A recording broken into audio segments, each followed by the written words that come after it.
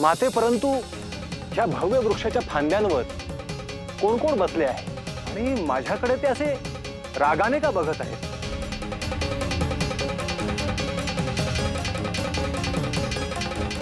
मच्छिंद्र, या वृक्षावर भैरव, वेताळ, डाकिणी, यक्षिणी, चामुंडा आणि वीरभद्र असे अनेक देवता बसले आहेत।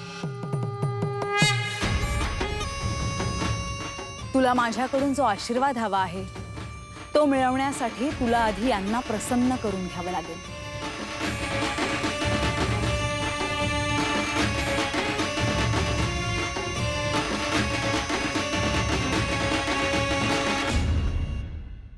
माते, आपण आज्ञा करावी आणि सांगावे मी काय करावे म्हणजे या शुभ शक्ती मला प्रसन्न होतील।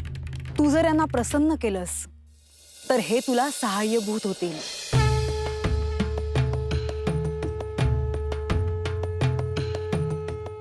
भविष्यात तुला जे कार्य करायचे आहेत ते तुला सोपे होतील।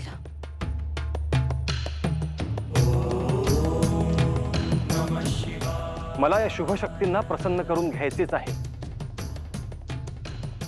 कारण गुरु आज्ञेप्रमाणे मला जे कार्य करायचे आहे ते अत्यंत अवघड असे आहे।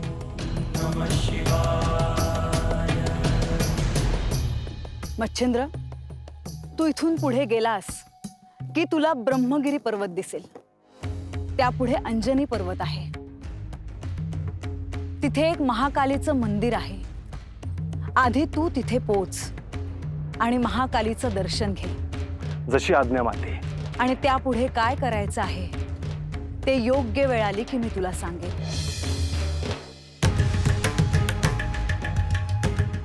शुभम भवतु।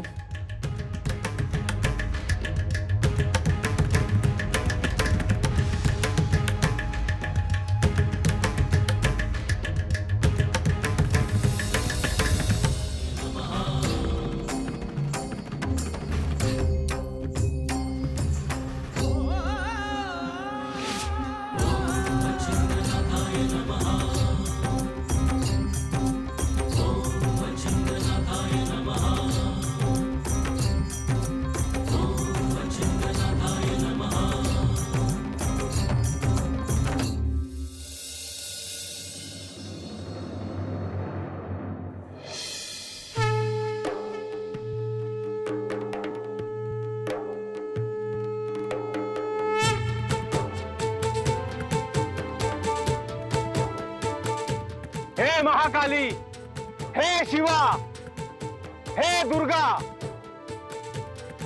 सप्तशृंगी देवीच्या आज्ञेप्रमाणे मी तुझ्या दर्शनाला आलो आहे।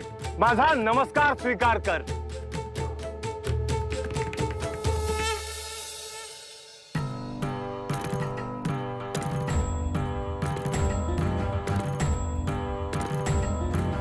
अलग निरंजन, अलग निरंजन, अलग निरंजन, हो अलग निरंजन, अलग निरंजन। देवी, मी जे कार्य हाती घेतले आहे त्यासाठी नाग अश्वत्थ या वृक्षावर असलेल्या सर्व शुभ शक्तींना मला प्रसन्न करायचे आहे। त्यासाठी तुझा शुभाशीर्वाद असावा ही प्रार्थना। साऱ्या विश्वाचा प्रतिपालक तू, दुःखाचा संहारक तू, वेदांचाही कारक तू, शिवहर शंभू, हे नवनारायण अवतार तू, दीनदुबळ्यांचा दाता तू, गुरुशक्तीचा सेवक तू, शिवहर शंभू। माते, तू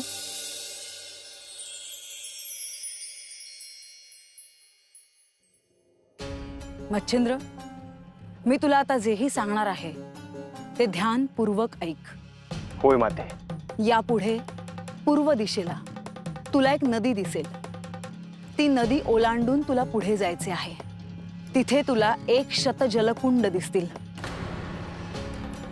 त्या कुंडातील जल अत्यंत निर्मळ आणि अत्यंत पवित्र आहे। त्या जलाला तू लगेच स्पर्श करू नकोस। माते, तू सांगते आहेस त्याचे उल्लंघन मी करणार नाही। तिथे तुला शुभ बेलाचं एक वृक्ष दिसेल। त्याचा एक तुकडा तू घे आणि त्या तुकड्याने प्रत्येक कुंडातल्या पाण्याला स्पर्श कर. त्या तुकड्याच्या स्पर्शाने ज्या कुंडातील झरा व्हायला लागेल त्याच कुंडात तुला स्नान करायचे आहे. परंतु त्याच जलकुंडात स्नान करावे याचे कारण काय देवी? ते जल इतकं पवित्र आणि दिव्य आहे की त्याने तुझी शुद्ध जाईल आणि तुला मूर्छा येईल. अशा वेळी मी काय करावे देवी? त्या क्षणी तू सावध होऊन आदित्य स्तोत्र म्हणायला लाग आणि त्या क्षणी तुला मूर्छा येणार नाही. त्यानंतर त्या कुंडातील जल घेऊन पुन्हा नाग अश्वत्थ या वृक्षाकडे तू परत ये आणि तिथे मी तुझी प्रतीक्षा करेन.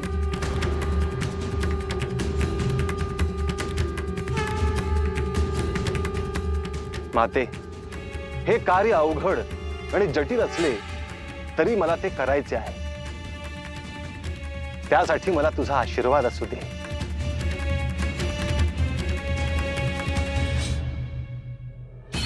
शुभम भवतु.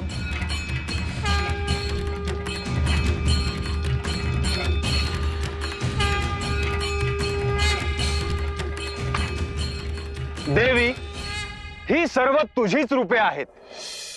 मी तुला शरण आहे. देवमच्छिन्द्रना गुरुवर देवमच्छिन्द्रना गुरुवर.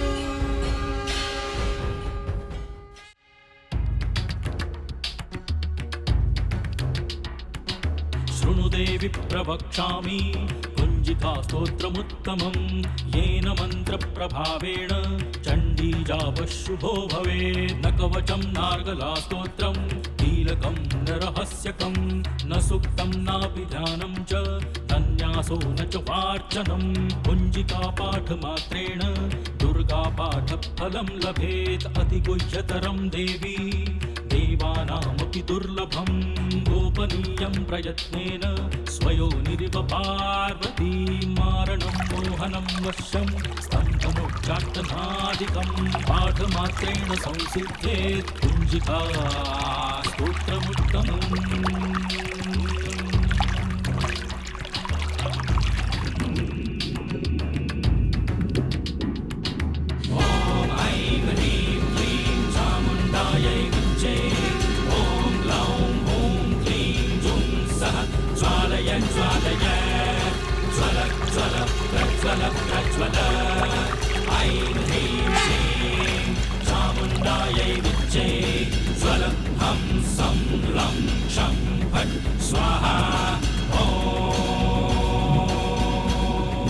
देवीने सांगितले ती हीच नदी.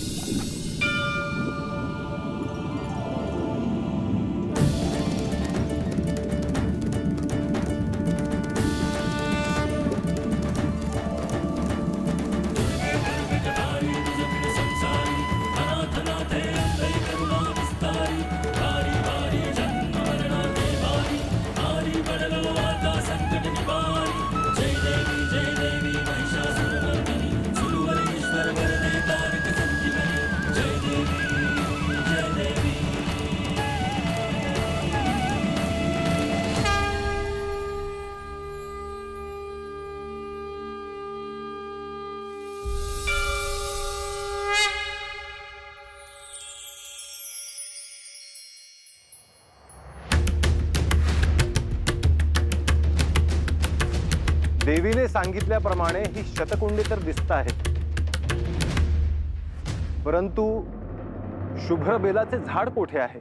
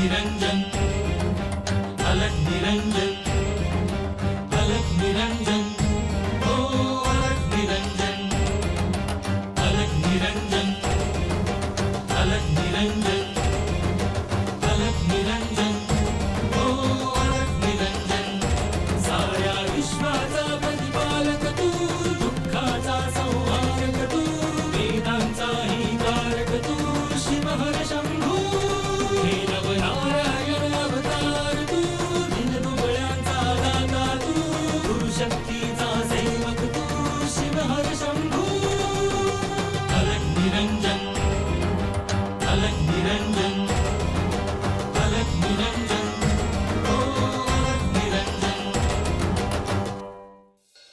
दत्त दत्त जय जय दत्त दत्त मच्छिंद्र, तो क्षण आला आहे. सप्तशृंगी मातेने तुला सर्व सिद्धी देण्याची वेळ आली आहे.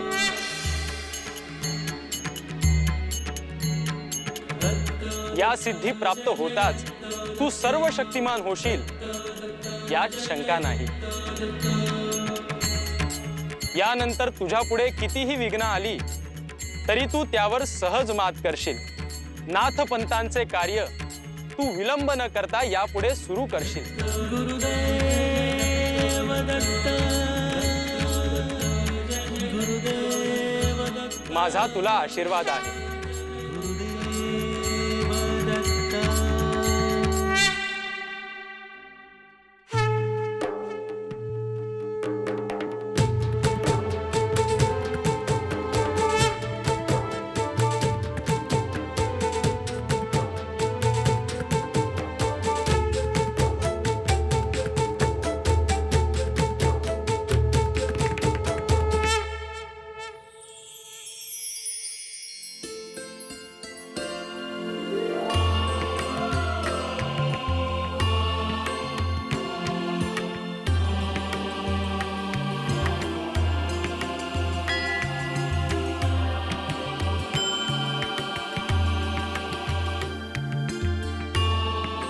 माते, तू सांगितलेले कार्य मी पूर्ण केले आहे.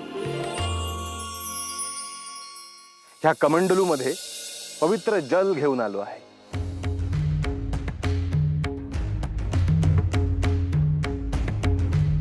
गुरुकृपेने आणि तुझ्या आशीर्वादाने हे अवघड कार्य शक्य झाले. मच्छिंद्र, आता तू खऱ्या अर्थाने मच्छिंद्रनाथ झाला आहेस. मच्छिंद्रनाथाय नमः ओम मच्छिंद्रनाथाय नमः यानंतरच्या तुझ्या कार्यात मी सहाय्यभूत होईन. आता हे जल नाग अश्वत्थ वृक्षावर शिंपड, जेणेकरून या वृक्षावर असलेल्या सगळ्या शक्ती तुझ्यावर प्रसन्न होतील.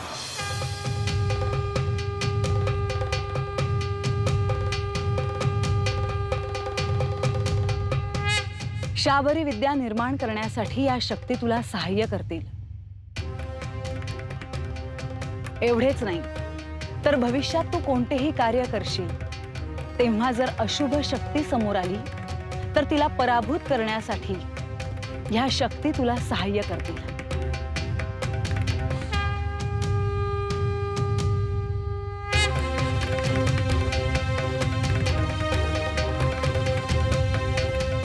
जशी आज्ञा माते.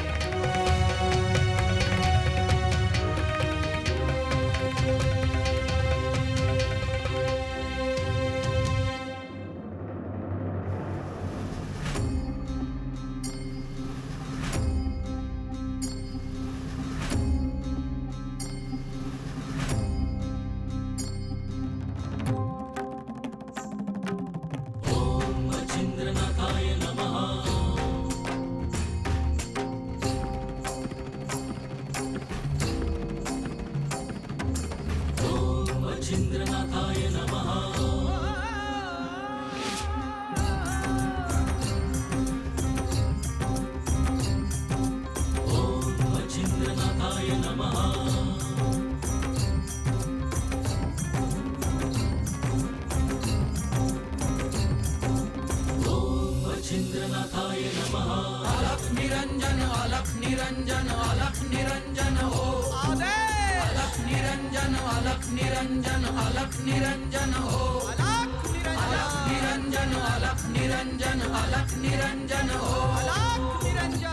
या वृक्षावर अनेक शक्ती निवास करतात. या क्षणी केवळ एकच शक्ती प्रसन्न झाली आहे. यापुढे 6 मास तुला अखंड हे कार्य करायचे आहे.